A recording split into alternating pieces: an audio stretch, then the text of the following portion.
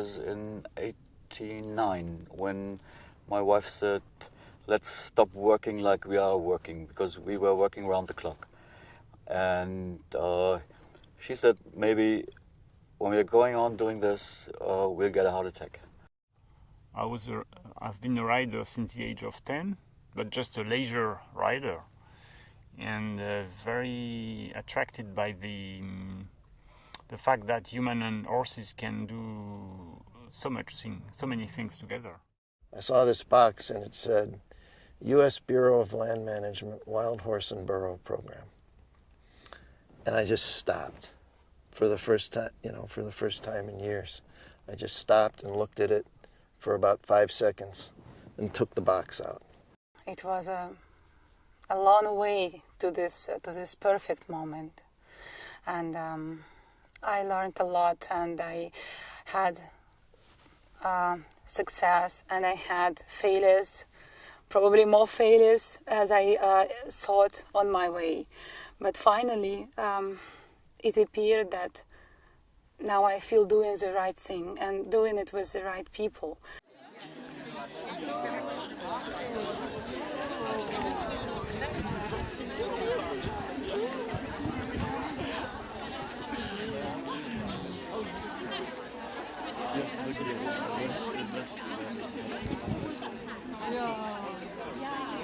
You are alive and well.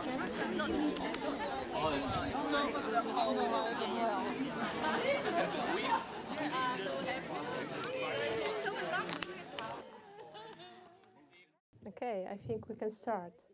Welcome everybody in this special place after a long journey.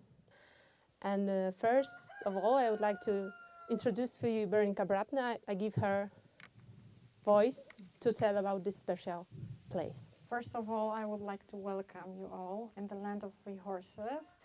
And I must say that I'm deeply moved to see you here. It's a really amazing experience. And to realize that so many wonderful people came to this small village in the north of Poland to discuss and share their experiences with horses. And also, as I understand it, to spread the message that horses bring to our world. And for me, this is always the message of love. So, welcome. For about 6 years, we dealt with the horses just to relax, to get more maybe freedom or so. And then after 6 years, something very important happened, because there was an employee which had been educated by us. She knew every client, she knew every process, and she said, I'm suffering from stress hormones. I want to quit the company. And I told her, we will keep your working place for the next 6 months. And then I added one thing, come once a week with us to the horses. And I don't know why I told her. Maybe because I knew that the horses had helped us, and I expected that they could help her too. After 3 months, she came and said, Gerhard, I'm good again. I can come back into the company. Look at back heel. So that's all I'm going to do. We had about 140 wild horses, and we gentled them as we could, and then we taught people how to do this. If you will, horse psychology. There were people that remembered trauma. We had 2 retired FBI agents, right? You know, and they came because one lived in Minneapolis, one lived in Atlanta. And so they got together once a year to have an adventure. So this was their adventure this year. They came to our place in the desert. And by the Wednesday, we had a campfire each night. And by the Wednesday, one of the FBI agents said, sorry, he said, I haven't cried in 20 years. So when I touched that horse for the first time, I cried for the first time in 20 years. And I just went, whoa, this is big stuff. This is bigger than just becoming a horseman and being with the horses. And so that's when I started learning about the treatment models.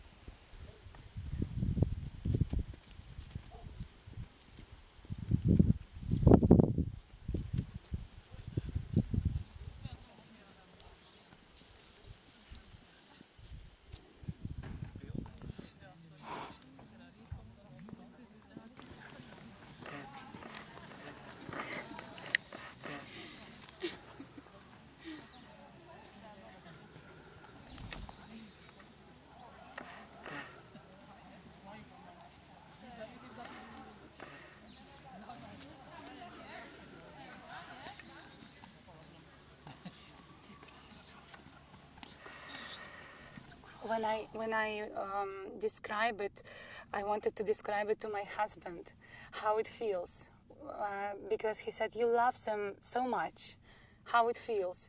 And I told him, imagine you are in a very cold winter and you are walking outside in the forest and you're really, really cold and your fingers are frozen and you suddenly step into a very cozy room with a fireplace and you put your hands over it. And you have this beautiful warmth in your hands and in all your body. This is in your soul as well. This is what I feel when I touch a horse, when I see them. So it's really emotional, you're right. So, this exercise, you will be all having the opportunity to work, most of you in the paddock, and 4 of you with the horses. There were two things coming together something like 10 years ago when I quit my job as a manager in a big company and I trained as a coach.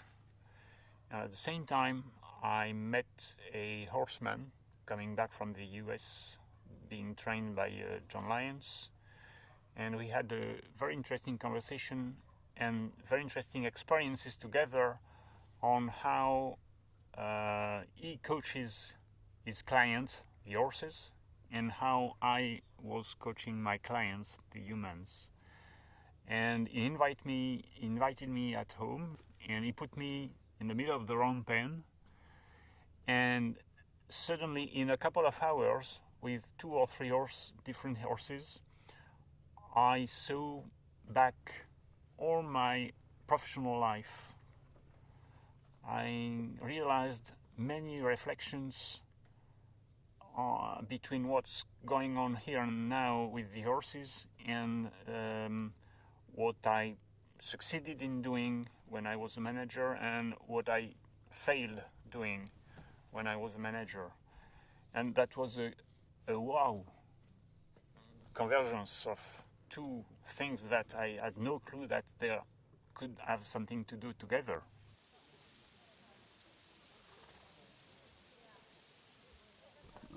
The special moment is always when you approach a horse. Of course, you can find yourself with the help of the horses, but what our idea was is that we could do a lot of things for people and companies, because all the decisions made in the world are made in the companies. This conference has the motto, leadership with a heart. So what we want to do is we want to get more heart into the corporate world. And that's why we do this kind of training.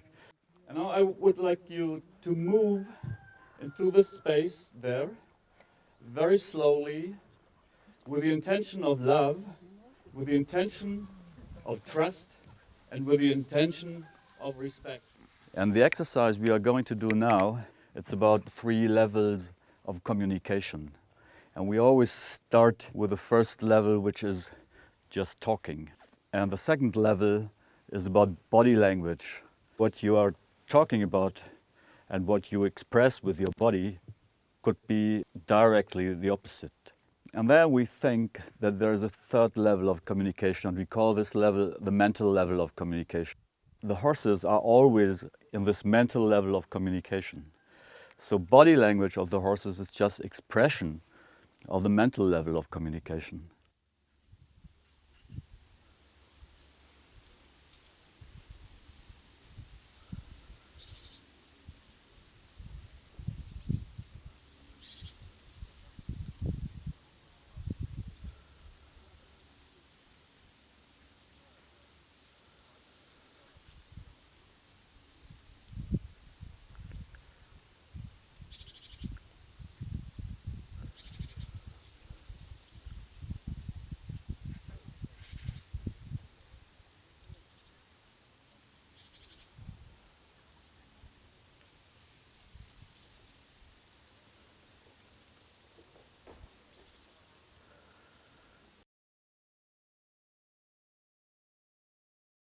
I was very thrilled from one hand, and I was very nervous from the other, because never me nor my horses, we never experienced such a big group of people. We discussed it during the conference of being part of the herd. And for me, it was usually such a feeling that I'm a better herd member of the horses' herd than of the human herd. And when I stood up to give the lecture, I realized, Jesus, I'm among friends. You know, I'm not afraid. I just really want to share the story. I really want to say it. It's funny because actually it's what I have planned.